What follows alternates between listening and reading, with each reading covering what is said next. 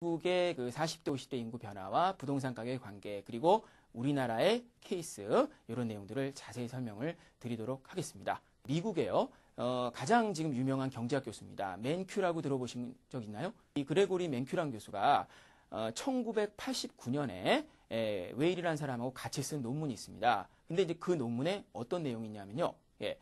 이런 내용이 있습니다. 지금 미국의 인구 구조를 봤을 때 2007년경에 집값이 많이 하락한다라는 내용이 들어가 있어요. 이제 일부 기자나 전문가들이 맨큐 교수에게 질문을 했습니다. 맨큐 교수님, 어떻게 그렇게 18년 후를 맞출 수가 있습니까? 라고 물어보자 맨큐 교수는 이렇게 대답을 했어요. 우리가 미래를 나타내는 것 중에 유일하게 확실한 데이터 하나가 있다. 그거는 바로 뭐다? 사람이 나이를 먹는다는 겁니다. 예를 들어 제가 지금 이제 나이가 42살입니다. 42세인데 10년 후에 죽지만 않으면 52세가 됩니다. 여러분, 저에 대해서 이것만큼 정확한 게 있습니까? 저의 10년 후에 대해서 제가 어떤 직업을 갖고 있을지, 어디 살지, 그쵸? 뭐 하나 확실한 게 없잖아요. 따라서 이 인구 구조는 앞으로 우리가 미래를 나타내는 데서 너무나 중요하다는 것입니다. 그래서 제가 오늘 이제 얘기를 할 때 일단 뭐 당장 여러 가지 경제 지표에 대해서 이것저것 얘기를 하는 것이 아니라 왜 이 인구 구조만 갖고 이렇게 들어왔느냐, 그 이유를 이제 여러분이 아셔야 된단 말이에요. 우리가 지금 뉴스나 이런 데 보면 굉장히 많은 얘기들이 이제 나오고 있습니다. 뭐 앞으로는 뭐 중국의 시대가 열린다, 인도의 시대가 열린다, 아니다, 당분간 미국이 더 갈 거다. 그런 거에 현혹될 필요가 없다는 겁니다. 그런 내용들은 전부 다 불확실한 내용들이다라는 거예요. 그것이 아니라 여러분은 어느 자료에 근거한 거를 가지고 자산 관리하는 게 제일 확실하냐? 앞으로 늙어가는 사회가 온다는 거예요. 엄청난 고령화 사회, 노인들만이 많이 있는 사회가 도래를 할 거고, 거기에 따라서 부동산이 어떻게 되고 주식이 어떻게 되고, 그쵸? 기타 금융상품이 어떻게 되고, 이런 내용에 포커스를 맞춰서 여러분께서 준비를 하셔야만 여러분이 착오를 피하고 고객의 자산을 제대로 관리할 수 있다는 것이죠. 우리나라를 보겠습니다. 제일 궁금한 한국은 어떠냐? 지금 모양을 보세요. 어때요? 한국 끝내주죠. 그쵸? 일본, 미국이 이렇게 올랐다면 뭐예요? 한국의 40대, 50대 인구 비중은 이렇게 급증하는 모양을 보여주죠. 지금 보니까. 그쵸? 여러분, 이걸 보면 어떤 생각이 듭니까? 그동안 왜 그렇게 부동산이 계속 올랐을까?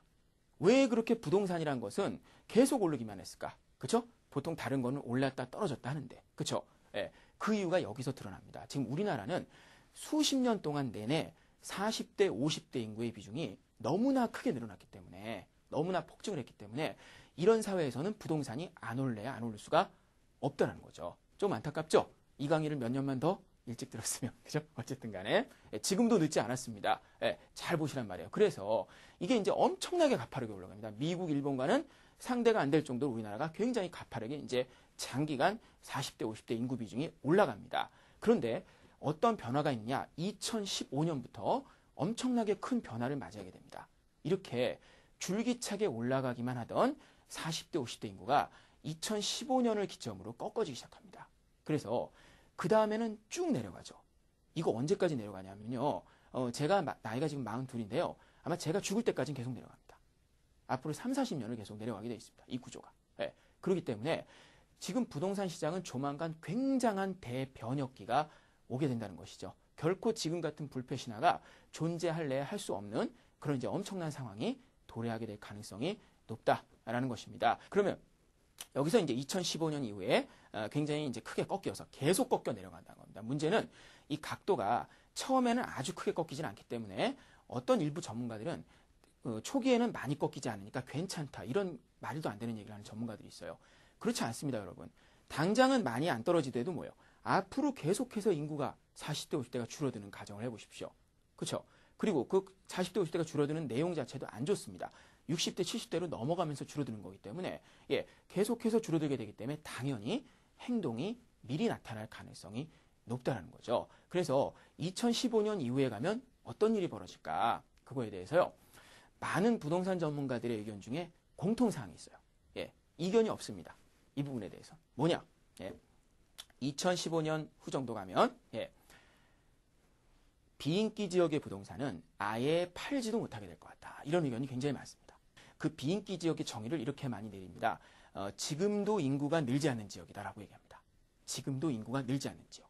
어떤 지역을 얘기하냐면요. 대표적인 지역으로 부산을 예로 많이 듭니다. 부산 분들에겐 죄송합니다. 예, 근데 그냥 저는 그대로 얘기를 하는 겁니다. 부산이 지금도 인구가 줄고 있죠. 그래서 이제 대표적으로 부산의 사례를 들고 있고요.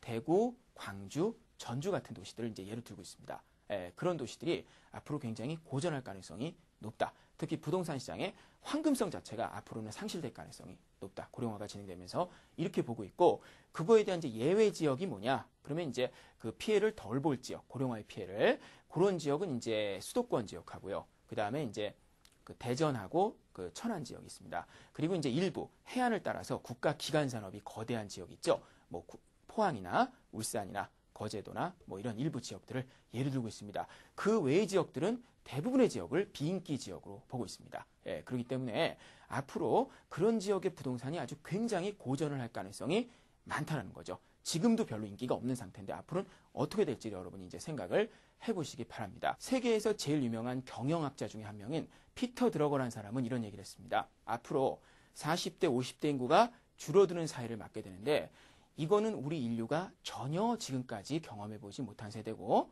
예, 앞으로 이런 사회에서는 지금까지는 우리가 상상도 못했던 일이 벌어지게 될 것이다 라는 얘기를 했습니다.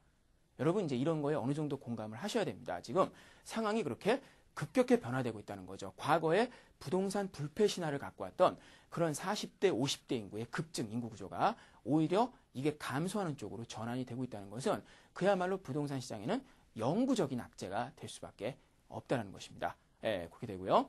다음에 이제 또 하나 특징이 있습니다. 우리가 인구학에 보면 에코 베이비 붐이라는 내용이 있습니다. 그게 뭐냐면요. 에코라는 게 뭡니까? 메아리죠?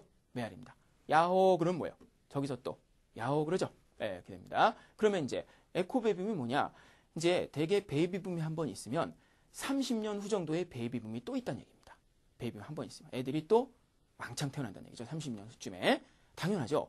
왜냐하면 30년 후에 그 사람들이 어른이 되니까 자기들이 애를 낳을 수 있잖아요. 베이비붐 세대들이 30년이 되면. 그래서 이 그림을 보시면 일본 같은 경우에 보면 약 2010년께부터 어때요? 한번 다시 볼록 올라오는 모양이 보입니다. 이게 바로 에코 베이비붐입니다. 예. 그래서 어떤 일부 전문가들은 2010년께부터 일본 경제가 조금 회복될 거다 이런 진단을 많이 내놓습니다. 그게 이제 일리 있는 이유는 바로 이런 에코 베이비붐 이론에 근거한 것이다. 이렇게 볼 수가 있는데, 물론 이제 저출산이 진행되면서 이 에코 베이비붐은 원래 베이비붐보다 상당히 규모가 작게 나타납니다. 이렇게 나타나죠. 그죠? 그거에 비해서 미국은 에코 베이비붐이 더 작죠. 한국의 특징은 어떻습니까? 보면 아예 에코 베이비붐이 없습니다. 그죠? 그대로 떨어지는 모양을 보여요. 저출산이 너무나 심각하기 때문이죠. 그래서 저 이후의 부동산 시장 한번 여러분이 생각을 해보셔가지고 비교를 해보시기 바랍니다. 결코 부동산 불패 신화가 이제는 계속될 수 없다라는 것을 더 여러분에게 많은 자료를 제가 알려드리도록 하겠습니다. 예, 보시면 UN 미래 보고서입니다. 2018년에 이제 한국에 대해서 얘기를 하고 있는데요. 거기에 대해서 그 인구 감소에 따른 이제 부동산 가격에 대한 내용이 있어서 제가 언급을 해드리겠습니다. 여기 이제 나와 있듯이 인구 감소가 본격화하면서 부동산 가격이 절반으로 하락할 거다라는 내용입니다. 예, 그래서 여기 이제 잠깐 내용을 보면 그렇죠. 인구가 감소한다는 것은 사람들에게 엄청난 충격을 줄 수밖에 없다는 겁니다. 우리가 그걸 미리 알고 대비를 하고 있어야 됩니다. 이제 집을 더 짓지 않아도 되고요. 예, 그 다음에 이제 뭐 여러 가지 물건을 생산하지 않아도 되고, 도로 건설도 더 이상 필요치 않게 된다는 거죠. 앞으로는 택도 없다는 얘기입니다. 예, 지금 이제 도로를 만드는 것은 앞으로 그렇게 더 오래 가지 않을 거란 얘기죠. 예, 거의 다 만들었고 인구가 이제 줄어들기 때문에 큰 차이가 납니다. 그래서 이제 특히 우리나라는 너무나 오랫동안 지속적인 경제 성장 속에서 우리가 살아왔기 때문에 더욱 우리나라 국민들에게는 쇼크가 엄청나게 클 것이다 이제라는 겁니다. 그래서 인구가 이제 자연 감소를 하게 되면 이제 축소 성장으로 돌아서야 됩니다. 그래서 이제 한국 정부는 2018년부터 인구 자체가 줄어들 걸로 보고 있습니다. 2018년부터. 예. 근데 문제는 인구가 감소하는 것도 감소하는 거지만 인구의 질이 아주 나빠지는 겁니다. 60대, 70대 노인, 80대 노인의 비중이 계속해서 늘어난다는 거죠. 그러니까 인구가 양적으로도 안 좋아지지만 질적으로도 굉장히 안 좋아지기 때문에 이런 상황에서 부동산에 대한 과거와 같은 폭발적인 매수세가 일어날 가능성은 너무나 적지 않느냐. 이제 우리가 이렇게 판단을 해볼 수 있어 보이고요. 하지만 2015년에 이미 인구의 자연 감소가 시작될 것이다 라고 나와 있습니다. 따라서 2015년이 굉장히 중요한 의미를 갖고 있다는 거죠. 결국 이제 사람이 줄어들면 부동산 가격이 선진국의 평균치로 이제 떨어지게 됩니다. 그래서 선진국 평균치는 현재 한국 부동산 가격의 이제 절반 이하다라는 것이죠. 그래서 이제 이런 전망을 이제 내놓고 있고요. 다음에 이제 어떤 게 있냐면 그 통계청 자료입니다. 이거는 아주 최신 자료예요. 통계청에서 2009년 1월에 발표한 이제 자료입니다. 거기서 보시면 이제 아까 제가 내놓은 자료하고 이제 내용이 굉장히 흡사합니다. 여기서 보시면 이제 먼저 그 일본의 사례가 이제 나와 있습니다. 그래서 일본의 그 부동산 거품 붕괴 시기와 비슷하다라는 내용을 이제 여기서 이제 기술을 하고 있죠. 그래서 베이비붐 세대가 은퇴를 하게 되면서 부동산의 수요가 이제 크게 줄어들었다. 이렇게 이제 추정을 하고 있는 것이죠. 그래서 여기 보시면 이제 일본의 35세에서 54세 인구, 약 40대에서 50대 인구들 분포 변화하고 거기에 따른 이제 부동산 가격의 변화를 이제 내놓고 있는데 아주 굉장히 많은 그죠 상관관계가 있음을 여러분들이 이제 봐도 대번에 이제 아실 수가 있을 거다 이렇게 볼 수 있고요. 예. 다음은 이제 그 미국의 케이스입니다. 여기 보면 역시 미국도 베이비붐 세대 은퇴와 더불어서 2007년 이후에 지금 부동산이 안 좋다라고 보고 있죠. 그래서 이제 주택 가격도 이제 2006년부터 크게 하락해서 일본과 마찬가지 이제 모양이 나오고 있습니다. 역시 35세에서 54세 인구가 감소세로 돌아가기 시작하는 순간부터 굉장히 부동산 값이 안 좋아지는 이런 모양이 우리나라가 가장 관련이 깊은 두 나라에서 다 일어났다는 사실입니다. 예. 그러니까 우리가 이제 이걸 보면 100번 양보하더라도요. 네. 일단 그 부동산이 뭐 오를지 내릴지까지는 모르더라도 과거처럼 그렇게 일방적으로 폭등하던 시대가 앞으로는 전개되기가 굉장히 어려울 것이다. 그래서 주거용 부동산은 그렇다 쳐도 상업용 부동산은 다를 것 같은데요. 그거는 이제 이런 근거에 의한다고 볼 수 있습니다. 우리가 아무래도 사람들이 그 나이를 먹게 되면요. 임대 수입을 받아서 살고 싶어하는 욕구가 생기죠. 그렇지 않습니까? 예, 그러다 보니까 상업용 부동산에 대한 수요는 주거용과 다르게 나이가 들어서도 늘어날 수 있다라는 이제 내용입니다. 거기에 대해서 우리가 이제 제가 답변을 해드릴게요. 일단 그 부분은요, 그 부동산 위주로만 보면 충분히 맞는 내용이 될 수 있습니다. 그죠? 부동산 쪽만 놓고 본다면 상대적으로 주거용보다는 상업용 부동산이 고령화 시대에 좀 더 어울린다 이렇게 보는 것도 틀린 얘기는 아닙니다. 그런데 그렇게 얘기하시는 분들은요. 부동산만 본 겁니다. 그거는 전체 경제를 본 게 아닙니다. 무슨 얘기냐면 우리가 고령화가 이렇게 심각해지면요. 경제에 한두 가지 문제가 일어나는 게 아닙니다. 노인이 많아지면 여러분 생각해 보세요. 집안에 노인이 여러 분 있다고 생각해 보세요. 증조 할머니, 그죠? 뭐 또 할머니, 할아버지 여러 분 있다고 생각해 보십시오. 그 집은 활기찰 수가 없는 것이죠. 그렇죠? 의료비는 급증하고 그 다음에 노동 인구도 굉장히 고령화되고요. 소비도 감소하고 사회도 활력을 잃고 따라서 2050년에 가면 우리나라 경제 성장률이 0%대로 떨어질 거라고 전문가들은 보고 있습니다. 예, 그걸 보시면은 결과적으로 상업용 부동산도 그렇게 예외가 되기는 어렵다라는 거예요. 결과적으로 경기가 앞으로는 장기적으로 2015년 이후에 상당히 지금과는 다른 사이클을 그릴 가능성이 많습니다. 지금보다 침체될 가능성이 많이 있다고 볼 수 있기 때문에 우리가 이걸 고려를 해야 될 것이다. 2018년 이후 인구는 줄어도 가구 수는 계속 증가한다는데 맞는 말인가요? 맞습니다. 그렇죠? 왜냐하면 1인 가구, 2인 가구가 계속 증가하니까. 하지만 그런 가구들은요. 큰 집을 살 수는 없습니다. 일단 큰 집이 필요하지도 않죠. 큰 집이 필요하지도 않고 더더군다나 부동산 값이 지금처럼 오르는 분위기가 아니라면 더더욱 큰 집이 필요도 없고요.